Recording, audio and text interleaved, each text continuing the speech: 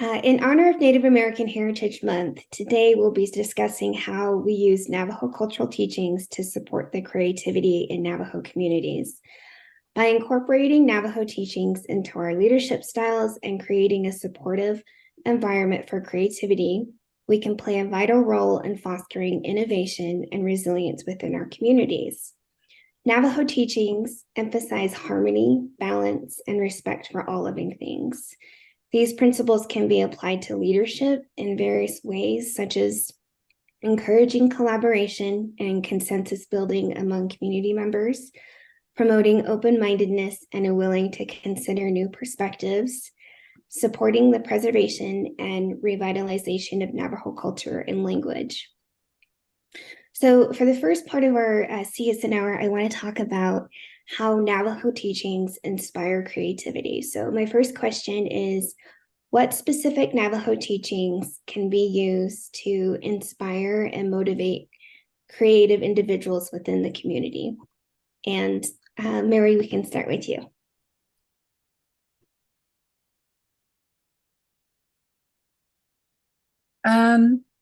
So I know that, Navajo culture inspires creativity just in general or all around. Naturally, we Indigenous people, Navajos and, Hopis and many other tribes, working with the school for many years, I've learned that a lot of our children are hands-on learner, they're kinesthetic learners, and they really need to be immersed in the moment with a teacher teaching them with all the materials that they're needing to learn the subject or the topic. In this case, Navajo culture and Navajo language. So it really does inspire creativity. It allows us, students or learners to be, within within the elements. If you need to be, like, if you're out hiking or just being out in nature, it really revitalizes, and in a way it inspires creativity, because you're seeing everything around you. um,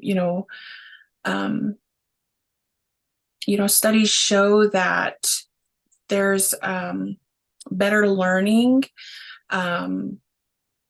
outside of the classroom. So if you take a child outside in the elements, or just maybe outside for some fresh air, they have a better understanding, and they're able to grasp what is being taught. So, and I believe we have that in the Navajo culture. So yeah, that's my input. Great, and I'd love to hear from each of you. Roberta, if you want to go next, and then we'll follow with Jeremy. Great, yeah. So here at Tolotoi Community Center, it's a blessing every day to be here, because I get to communicate in my own language. I get to teach and work with local artists, local healers, and local artists, to invite them to the center to teach and share their knowledge and wisdom. So one of those cultural classes, or a couple of those cultural classes that really I feel inspired and motivated that cultural creative thinking in everyone, was the sand painting workshop. There's the artist. We had two instructors. They both made it look so easy. And it just, inspired us to just pull out our boards and start going, and then come to realize it's a little bit harder than it looks. But the younger generation, it was just magic to see them light up with their creativity. And it didn't have to be traditional designs or creations, but it was whatever they wanted.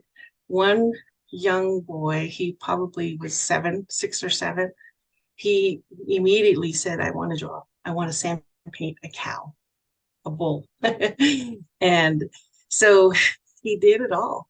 Another young mind, she was probably 5 years old, 4 years old, I think, and she drew a puppy, and the puppy had dots and stuff. And this, it's talk about creativity. She had those dots, and we're going around and like, oh, this is so pretty. I said, what are these little spots? Thinking the puppy's gonna have spots, and that's my puppy. And she was like, oh, that's a puppy. And she was like, and those little dots, they're fleas. And she was like, where we are, there's sheepdogs. They're always scratching. They have fleas. And so, it just kind of, you just had to just smile with that. And like, not, oh dear. She's like, no, we're taking him to the doctor. So, sand paintings start with that type of creativity. Another one was weaving. And you can see the creativity as we went through all the classes and had all the stories about where and why and what their names were and the designs.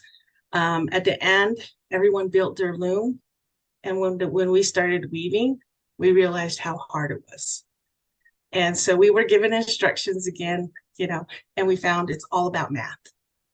And so the kids, the young ones, easily related, like, this is like geometry, And so you begin to tie today, things that are happening today, to generations and generations of teachings. So that was a good way to recognize. And of course, just speaking Navajo, when we have people coming in, they say yate. The minute we say what's your clan? We say Kiani. Shadajan Lila, Shatsuin Lila, you're my granddaughter, you're my sister, you're my aunt, you're my grandma on my father's side. And so we encourage that here, try to speak more Navajo. And we know the young minds are listening. And, there's my granddaughter running around, and we just kind of chuckle because we said, come on, let's go. We took her hand. She's all, ayo, ayo, ayo. And we all chuckle because that says, ouch. In Navajo, ayo is out. And we all looked at each other. We're like, who's always saying ayo? Because this 3-year-old picked it up just like that. And then the other word she learned was yadala, and it's just, bittersweet, but they're learning 2 language. It's just amazing. I spoke Navajo first and learned English in school. I think 3rd grade, I was a little bit more able to speak, but that connection just launches creativity. And the last thing I want to share, we talked about, is jewelry and dressing traditional is something that creates that creativity. Your necklace or your ring is a conversation piece. When you wear it, there's just a sense of pride. There's a sense of connection to your masani, to your grandparents, to your great-grandparents. So all of that is just wonderful to experience. So that's what I want to lend to the conversation. Thank you. Great. Thank you, Roberta. Your thoughts, Jeremy?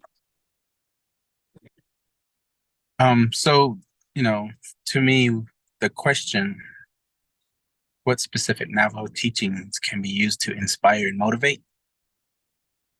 For me, I see the key words in that to be inspiration and motivation. And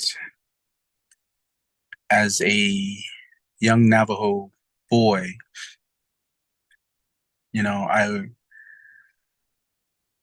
first of all, as an older Navajo man now, thinking back at my childhood, everything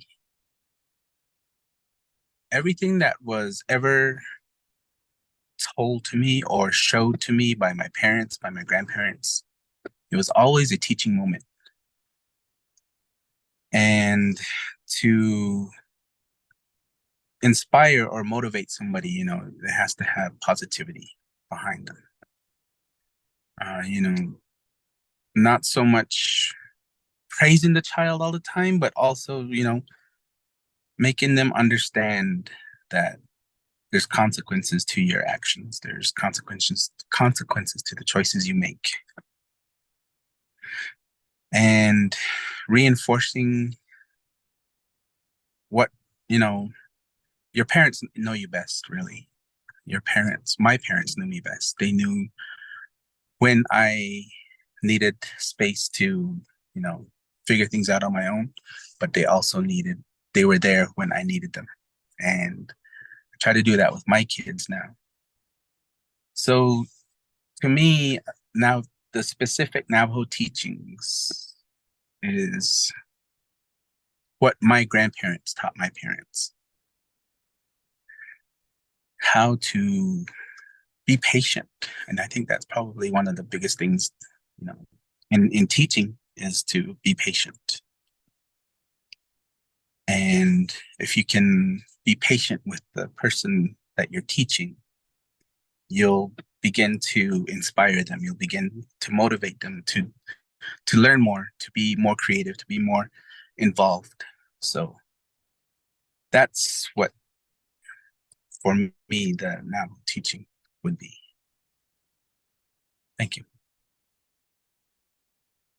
Great. I think for me, there's a Navajo word, that comes to my mind that I was taught. And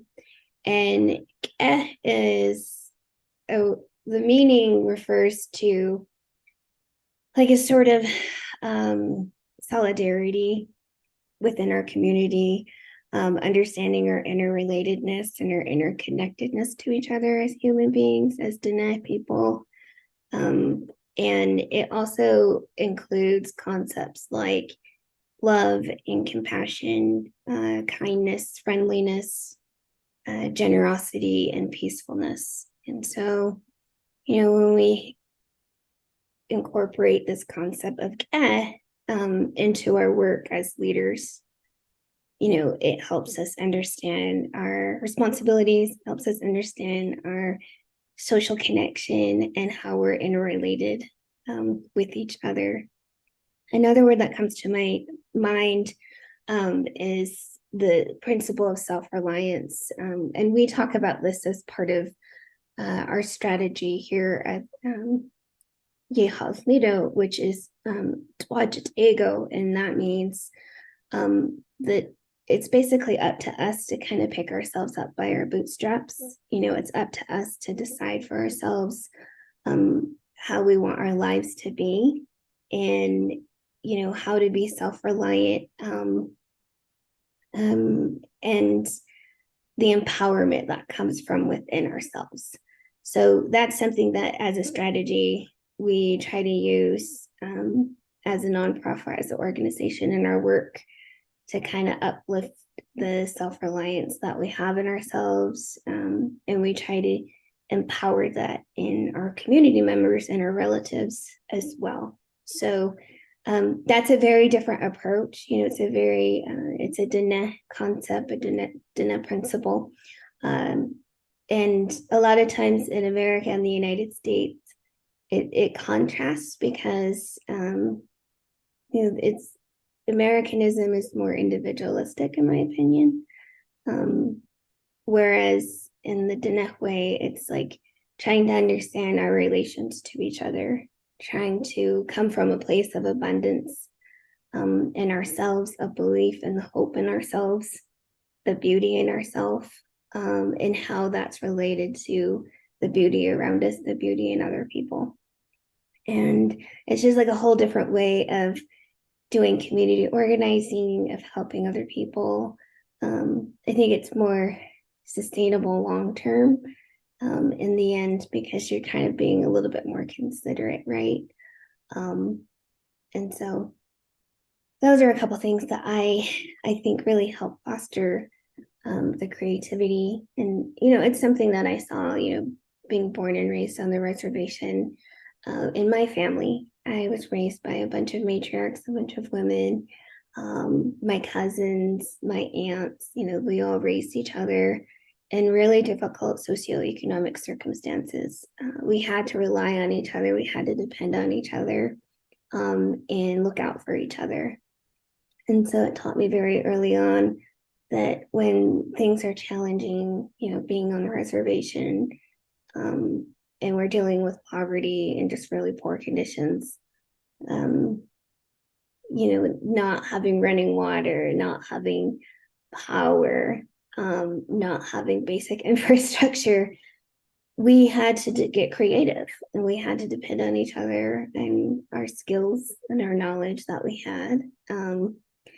And, just that being some of my earliest experiences, growing up on the reservation, it's something that I carry with me now, into my work and my leadership, just even my purpose and my being, where, I understand, like, there are challenges out there. There are people who need help, and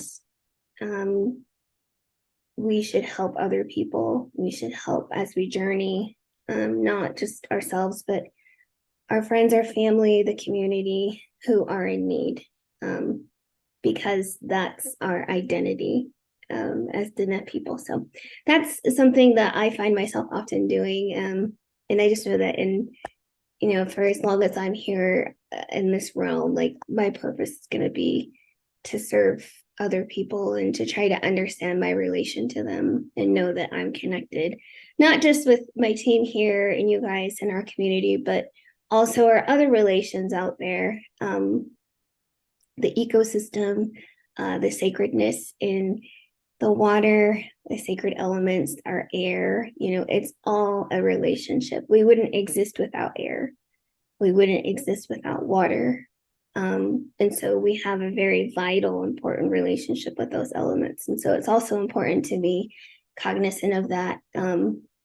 And as you guys were mentioning, like Mary talking about being hands-on, being outside, engaging with our environment, and that's very important, to help us all understand a little bit better, our connection, and that fosters creativity in our communities and each other. So great. I love those responses. I also want to talk a little bit more about, just because each one of you have had extensive backgrounds in our communities, in various roles, leading, community organizing, and doing just phenomenal stuff. So I want to talk to you guys about how can Navajo leaders create an environment that's supportive of that creativity and the innovation that we have in their communities.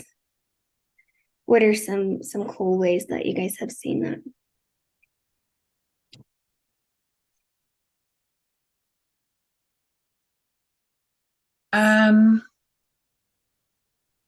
Yeah, certainly. We've especially at the height of the pandemic, I had the opportunity to work with the community at that level of connection with most of the communities all at once. That was something new to me. And especially, at the chapter level, and then just securing community leadership, or having community leaders step up and say, hey, I'm here for my people, I'm here for my community, what can I do? And so it was an honor to work with everyone in that manner. But I think for us to continue supporting creativity and just working with the community, we need to provide resources and opportunities for creative individuals, such as fundings for arts and culture programs. And we really need our youth to have access to technology and training. And that's actually what the community centers are doing right now. But I want to, go back and maybe shine light on what embodies the Navajo teaching. There's phrases through and I'm just going to touch up on it just a little. I'm not an expert by any means, and I don't really pride myself too much on the leadership. I like to stay humble and just do what I'm supposed to do to help help communities the best way I can. So some of the teachings or the Navajo phrases is like Sihasin, the thinking. We have to support the thinking process of our youth, of our people.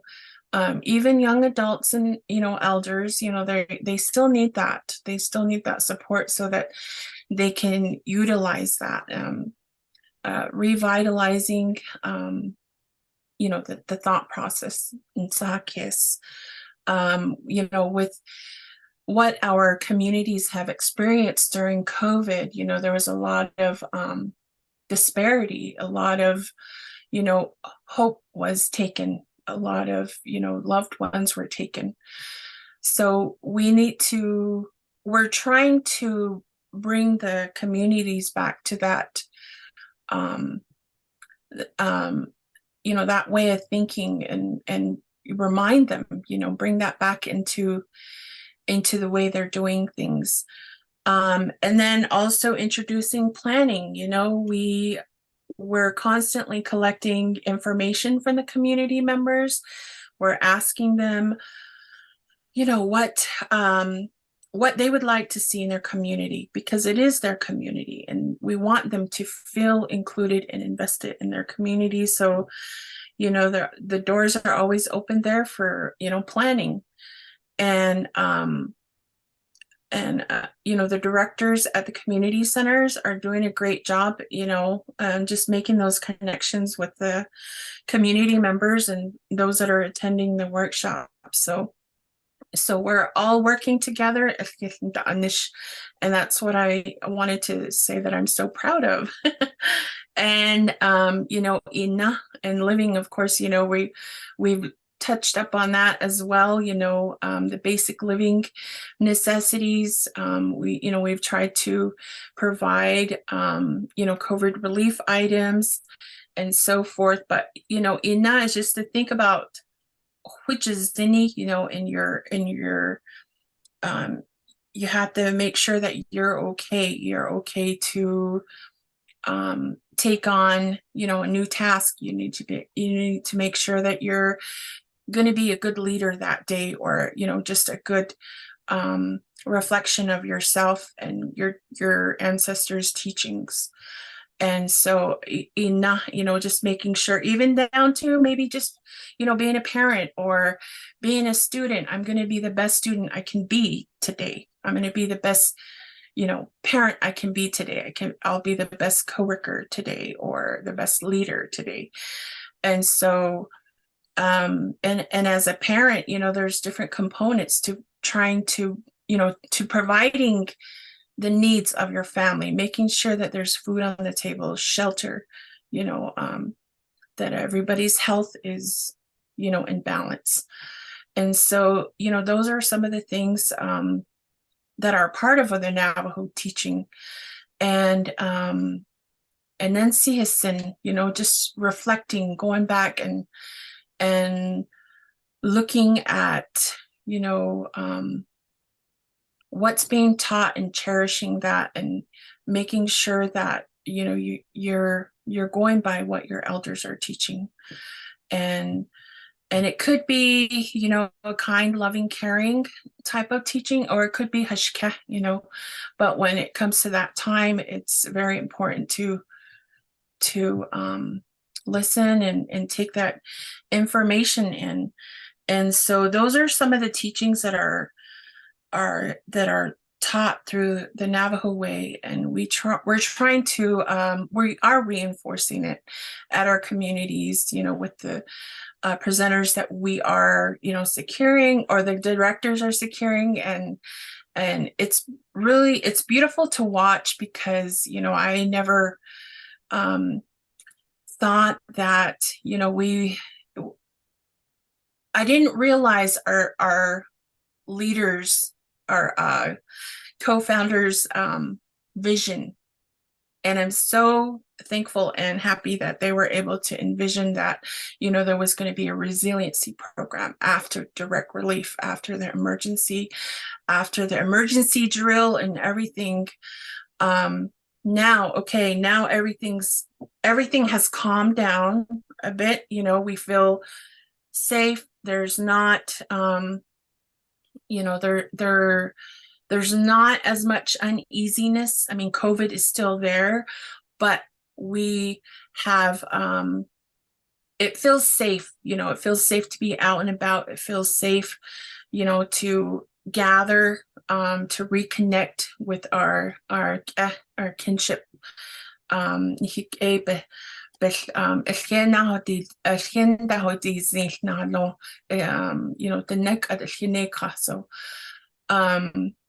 but there's we're able to do that, and yeah, I just wanted to share that. I know I'm going off, but I'm going to go ahead and hand it off to Roberta.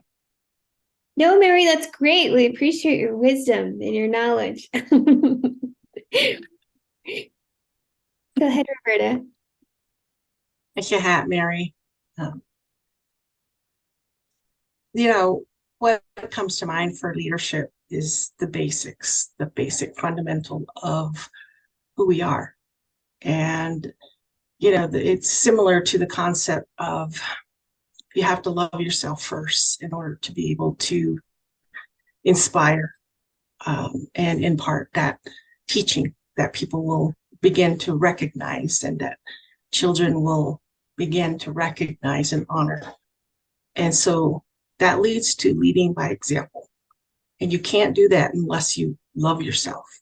You can't do that unless you have basic fundamental values of what leadership means in the creation story, and just simple teachings that have been shared, and we forget about it. Starting with yourself, your clan, your identity, who you are, and recognizing that, because that is generations. All my masanis for generations and generations have been Kia'ani. And I continue that legacy, and I honor it, and I hold it near and dear to my heart. In my immediate family, my grandparents and my mom and her siblings, they have all journeyed on except my mom. She's the only survivor in her immediate family now. And that resonates deep within me. So every time that I say I'm Kia'ani,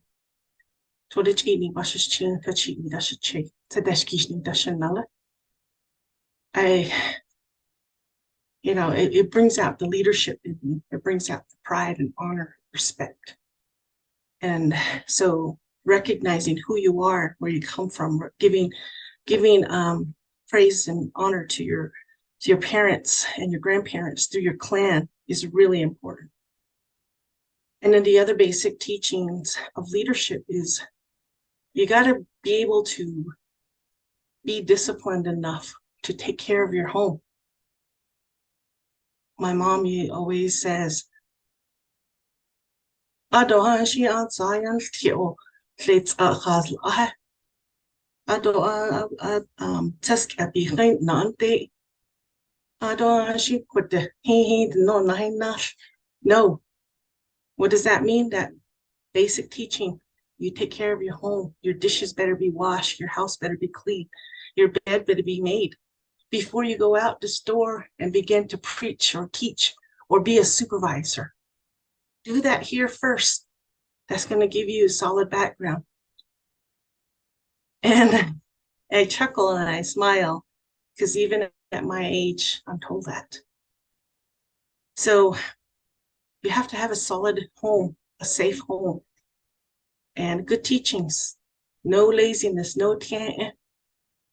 Those are basic teachings that make you raise the bar for yourself. Another area of leadership is practicing your culture. You know, having the tools for weaving, having the tools for making blue mush, having a traditional hair comb, having arrowhead, arrow, you know, whatever those are, they're just things to some people, to an ordinary person. But for us in our culture, it's honoring those that were passed on, like grinding stones. You don't just buy it off the shelf, they're passed on. So having those surround you and be your tools for who you are is another layer of leadership. And then food, respecting food. You know, these are all basic teachings to make you a better leader, a stronger leader, a leader that is really going to be there for community, that can walk through and be resilient. Another one is know who you are and where you come from. You know, we speak to that. We remember our childhood. We remember the sheep camp. We remember being chizzy. It's important. It really is important. Never forgetting who you are. I was asked to speak once in Washington, D.C. And a gentleman came up to me and he said, let me, give me your resume. I have to introduce you. And I said, just 3 things you need to know. My name, I'm Kia'ani, and I'm from Las Chile, New Mexico. That's it. And he's just kind of looking at me like deer in headlights, like, what about your education? What boards are you on? I said, none of that matters. All I want is an introduction is my name, my clan, and that I'm from Las Chile, New Mexico. And it don't matter who I'm with or where I'm from or what I'm doing. That's who I am. So, and people may or may not say, where is that? But it's important for me to share my history, to know where I'm from, why, who, what, Navajo Nation, and all the highlights, and always educating about who we are. Ado, the last one, is a really important one for me to round out everything, make you a solid leader. And that's to be a good listener. Listen to your people, listen to your audience, listen to your children first, and be a good listener. Not, what did they say? Not listen to respond or something, but be a good listener. And one of the things that really comes to mind when I hear be a good listener is ceremony. When you're in ceremony, our prayers are long. The songs, 12, the shajat. You sit still, you listen. And you have to give that respect for the prayers and the songs that are being shared in the ceremony. So these are all basic, simple, soft skills that we don't remember. So I encourage every leader to remember these things, to walk and live to be a good example. And those are some of the things that I was taught over the years. And I heard the leadership story recently. I was reminded of all these things, and one of the things that we don't talk about leadership is, in that listening part, is understanding that our children, our families, they're hurting in a lot of different ways. And so when you bring this kind of foundation and a leader is listening to you, there's a level of healing, there's a level of inspiration that's generated and received when you're sincere about that. When you're disciplining, if you're sincere, it's received in a good way. So those are some of the things that come to mind. And if all Navajo leaders, and we're all leaders, all of us, or each one of us is a leader. It don't have to be a title. You don't have to be deputy director, executive director, or director. That has nothing to do with it. And character and integrity is above all. And that, if every Navajo leader practiced that, I think we would be a stronger nation. And that's what I bring, and I try to practice every single day that I'm here at work. And that's why I love what I do here. I absolutely love working with the grassroots people. They're very disciplined and direct and harsh sometimes, but I embrace it because it makes me a stronger person. The children that come through, the babies that come through. I seen a baby that was just like 4 months old or something, coming in for the first time. And her mom came to the weaving series. I saw her the other day, and the baby's walking. That's powerful that she walked into center now. It's like, wow, watching kids grow up. And so the vision of our founders is amazing. I'm grateful for it every single day because I get the privilege and the honor to implement it here on the ground. So I give thanks every day. I pray every day. And I will continue to remember the teachings and the foundations of what leadership means is just really taking care of yourself, being respectful, honoring who you are because you're speaking. My mom used to say,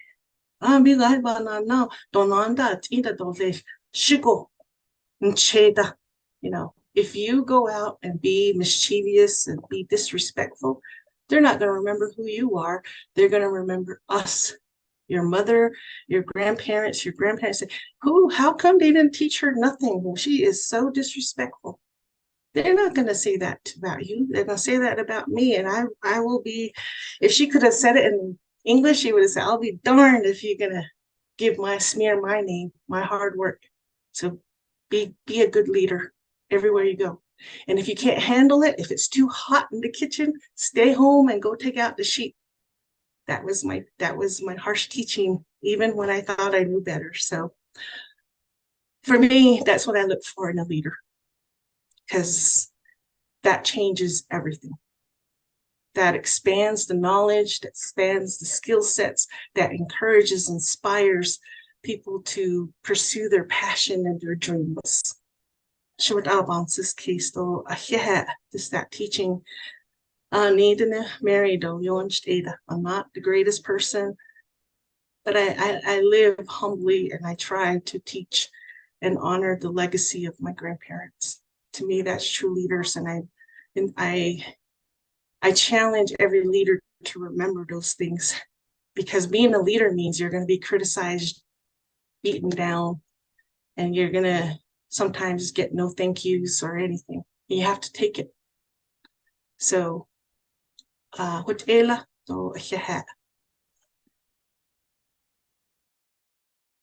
Wonderful. Thank you, Roberta. Jeremy, what are your thoughts?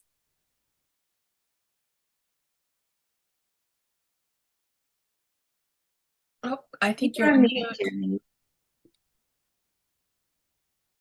Sorry about that. There's a phrase that comes to mind. I'm sorry.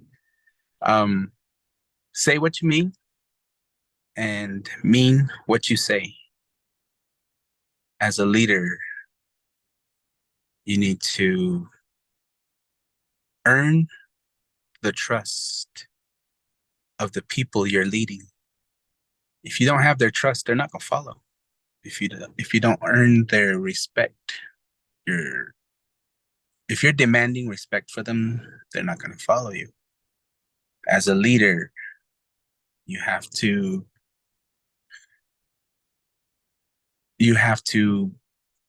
make sure that you mean what you say, and you're saying it to mean it. So if you can get or earn the respect of your community, they'll support you, and and in return, you support them. You support their creativity, you support their innovation. It's a two-way street. you know. So that's what comes to mind when, what do leaders need to do to be supportive and creative, or to support the creativity of the people? And that is to earn their respect. You know, I know a lot of people have told me that they're jaded because of what was promised to them. I don't make promises. I make sure to let them know that, you know, things may happen, things will happen, things that are outside of my control. But as long as you understand that I have your best interest at heart, then that's all you can ask for. So that's my 2 cents on that. Thank you. Yeah, with the task, just I guess in response to what Jeremy is sharing is, that as a leader in the community, yeah, that's on us too, to be part of the healing process for the communities. Perhaps we're serving some communities that have been long forgotten, with services or whatever. So they've lost hope. They're like, oh, nothing's going to happen there, or they're feeling a little reluctant to see what's going to become of some of the services that we're providing. But I think as long as our leaders there and are taking care of the communities and supporting these events and just being there. And I've seen that everyone's doing great, working together, and we definitely need to implement the healing part. And I've heard Chanela Roberta say that many times. And all the directors are doing an amazing job building that fiber, rebuilding that fiber and making it stronger, and making things happen, and just inspiring, really, inspiring the youth. So Ani, you guys are spot on with the Navajo teachings. It might come across harsh with some teachings, but then there's also we're only teaching these teachings and reinforcing them because we love our communities. We want the best for our communities. We want the best for the children in the communities and the families. We want to see healthy, strengthened Navajo families, because that's where we need to get back. There's a lot of families that have lost a lot, and that's where the matriarchs come in, the mothers and the grandmothers. And not only that, we have a male director. It's very important. The male roles are also very equally important, to have a nice, healthy balance in a home. So in a way,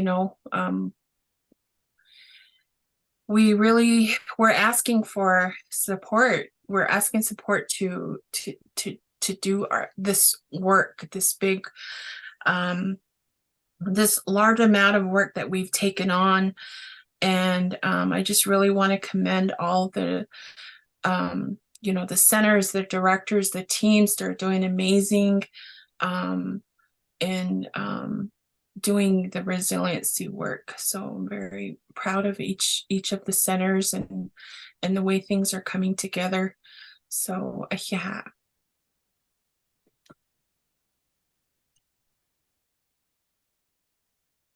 Thank you, everybody. Really great responses. I think something, just as a community member, tribal member, as a co-founder of the nonprofit, I've looked to our leadership in our nation, the Navajo Nation Council members, and over the last 4 years through the pandemic, through some of our most difficult times, I was really looking for the creativity. I was looking for the rallying of the people from our government's leadership, and I wasn't really seeing that. I was seeing the government, shutting buildings down, restricting access to resources. And, I feel like that was in many ways a mistake, because one of the things that I observed with the government and a colonial institution like a government that we've had and been operating under for over 100 years, it's not very efficient at fostering the natural leadership and natural skills and talents that each one of our community members has.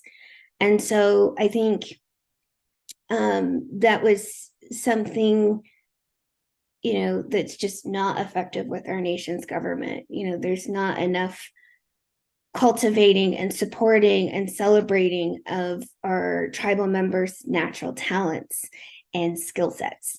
And so I think that's something that needs to happen, celebrating these types of skills, achievements, creating a culture of openness, acceptance. We're still struggling with accepting LGBTQ and having them have equal rights, things like that. And so that just kind of makes it difficult to kind of uplift the leadership we have in our communities when people don't feel accepted or as if they are being treated equally, for example. And so looking at our organization and just kind of watching how the government handles things through the pandemic and looking at how grassroots organizations and folks and leaders, community organizers mobilize themselves in the context of our work. When you do that approach of fostering the creativity and the skill sets that people have in themselves, that allowed us as a group to provide direct relief to 500,000 Navajo and Hopi people, over $10 million worth in direct relief. We mobilized over 1,300 Navajo and Hopi volunteers. We hired over 30 staff during the pandemic. We created jobs. And we created and led public health and education campaigns that were translated into Navajo and English and the Hopi languages. And we did it artistically through a medium of anime. And then we also launched 3 innovation hubs, 3 community centers that are helping make our communities pandemic proof long term. The communities are innovation hubs that are infusing remote and underdeveloped communities with resources.